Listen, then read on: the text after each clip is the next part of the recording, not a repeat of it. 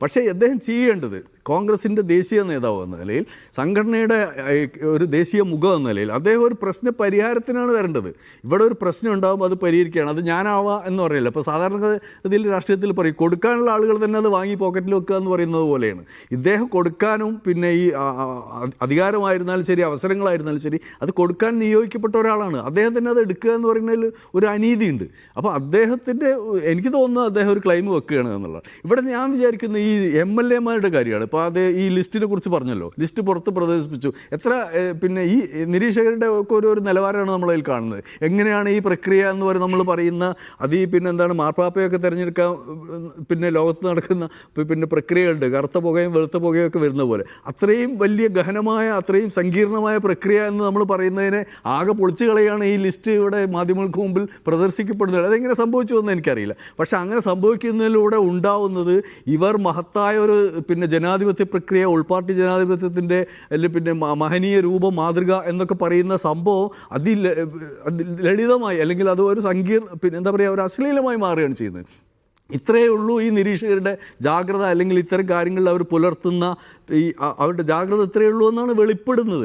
അപ്പോൾ ഈ നമ്മൾ കൊട്ടിഘോഷിക്കുന്ന, നമ്മൾ ഇങ്ങനെ പറയുന്ന ഹൈക്കമാൻഡ് അതിൻ്റെ നടപടിക്രമങ്ങളൊക്കെ പറഞ്ഞ് ഇത്രയേ ഉള്ളൂ എന്ന് ജനങ്ങൾക്ക് മുമ്പാകെ പറയുകയാണ്. ഇത് നാണക്കേടാണ് ശരിക്കും.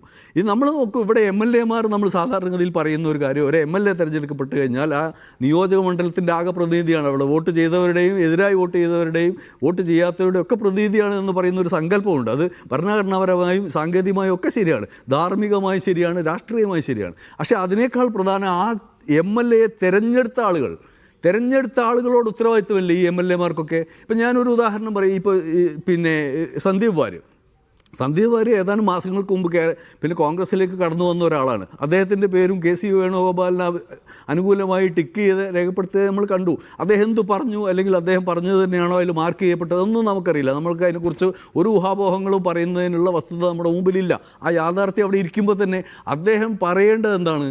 നമ്മൾ പ്രതീക്ഷിക്കുന്നത് അദ്ദേഹം കോൺഗ്രസ്സിലേക്കാണ് വന്നത് അതോ കോൺഗ്രസിൻ്റെ ഗ്രൂപ്പിലേക്കാണോ വന്നത് എന്ന സംശയം ഇവിടെ ജനിപ്പിക്കുകയാണ്. ഞാൻ അദ്ദേഹത്തെ വ്യക്തിപരമായി അല്ല പറയുന്നത്, ഒരു ഉദാഹരണം മാത്രം. KPCC അധ്യക്ഷൻ അങ്ങനെ രേഖപ്പെടുത്തിയിരിക്കുന്നു. അതെ. അപ്പോൾ ഇവരൊക്കെ എന്താണ് പറയേണ്ടത്? ഹൈക്കമാൻഡ് ഇങ്ങനെ ഒരു പ്രക്രിയ ജനാധിപത്യം സന്ദീപിന് സീറ്റ് കൊടുത്ത് KC ആണെന്ന് അദ്ദേഹം വിചാരിക്കുന്നുണ്ടാവും. അതെ, ഞാനതിനെ മാനിക്കുന്നു. ഹൈക്കമാൻഡിൻ്റെ ഈ സണ്ണി ജോസഫ് അങ്ങനെ പറയണമെങ്കിൽ എന്തായിരിക്കും? തീർച്ചയായും ഞാനതാണ് പറയുന്നത്.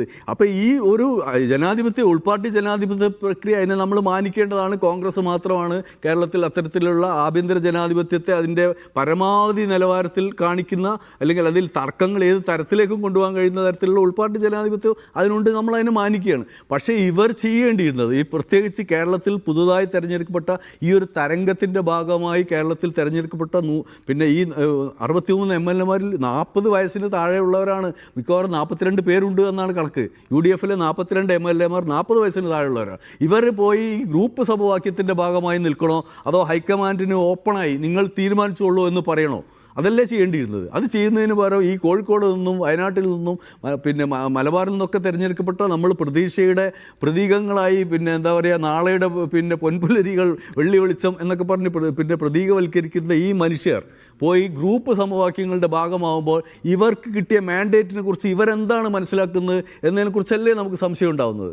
ഇവരുടെ മാൻഡേറ്റ് ഒരു പുതുയുഗ പിറവി, പുതുയുഗ യാത്ര എന്നൊക്കെ പറഞ്ഞ് കേരളത്തിൽ കൊടുത്ത പ്രതീക്ഷകളോട് ഈ തെരഞ്ഞെടുക്കപ്പെട്ട MLA-മാർ എന്ത് നീതിയാണ് പുലർത്തുന്നത് എന്നുള്ള ചോദ്യമല്ലേ ഉയർന്നു വരുന്നത്. അപ്പോൾ ഇതൊക്കെയാണ് കോൺഗ്രസ് എന്ന് പണ്ടേ പറഞ്ഞിരുന്ന, നിങ്ങൾ പിന്നെ എന്താ പറയുക, ഈ തെരഞ്ഞെടുപ്പ് കാലത്ത് പോലും നമ്മളത് കേട്ടിട്ടുണ്ട്, വരാൻ പോകുന്നത് ഇരുണ്ട കാലമാണ് എന്ന് പറയുന്ന ആ ഇരുണ്ട കാലം വരുമോ എന്ന പിന്നെ ഭീതി ജനങ്ങൾക്ക് മുമ്പാകെ കൊടുക്കുന്നത്. ഇതിൽ നമ്മൾ കാണേണ്ട ഒരു കാര്യം, 10 വർഷം മുമ്പ് ആണ് ഇവിടെ പിന്നെ UDF അധികാരത്തിൽ വന്ന് 10 വർഷം മുമ്പാണ്. 10 വർഷത്തിന് ശേഷം വരികയാണ്. ഇത് ഈ UDF-ൻ്റെ ഭരണം കാണാത്ത ഒരുപാട് കുട്ടികൾ ഈ പ്രാവശ്യം വോട്ട് ചെയ്തിട്ടുണ്ട്. അവർക്ക് മുമ്പാകെ നിങ്ങൾ ആശങ്കകൾ ജനിപ്പിക്കുകയാണ്, പ്രതീക്ഷ കൊടുത്ത് അവരെ വോട്ട് വാങ്ങിയതിന് ശേഷം അവർക്ക് മുമ്പാകെ ആശങ്കകൾ ജനിപ്പിക്കുകയാണ് എന്ന ഒരു കാര്യം ഇവിടെ ഉയർന്നു വരുന്നുണ്ട്.